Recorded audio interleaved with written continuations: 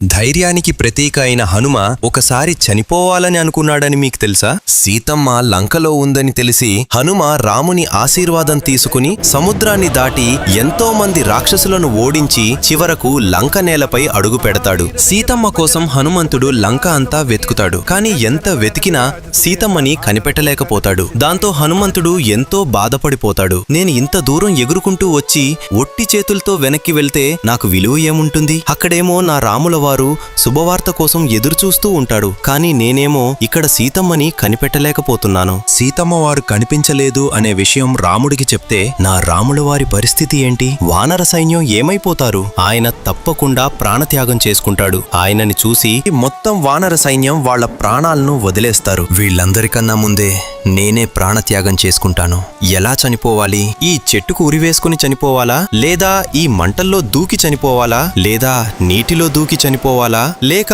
ఆహారం తినకుండా అలానే ఉండి చనిపోవాలా? కాని నేను చనిపోతే వాళ్ళంతా ఏమైపోతారో ఏంటో అనుకుంటూ తనకు తానే ఓదార్చుకుంటాడు. సరిగ్గా అదే సమయంలో పక్కనే ఉన్న అశోకవనము నుండి ఏడుస్తూ బాధతో ఒక గొంతు వినపడుతుంది. ఆ గొంతు వినగానే హనుమంతుడు చిరునవ్వుతో ఎగురుకుంటూ వెళ్లి చూస్తే సీతమ్మ కనిపిస్తుంది. హనుమంతుణ్ణి చూడగానే సీతమ్మ హృదయం ఆనందంతో నిండిపోయి చిరునవ్వుతో లేచి నిలబడుతుంది. హనుమ రాముల వారి ఉంగరాన్ని సీతమ్మకి ఇస్తాడు. దయచేసి ఎవరైనా ఆత్మహత్య చేసుకునే సమయంలో ఒక్క క్షణం ఇంట్లో వారి గురించి ఆలోచించండి. హనుమంతుడు అంటే మీకిష్టం ఉంటే జై బజరంగబలి అని కామెంట్ చేయండి. జై బజరంగబలి.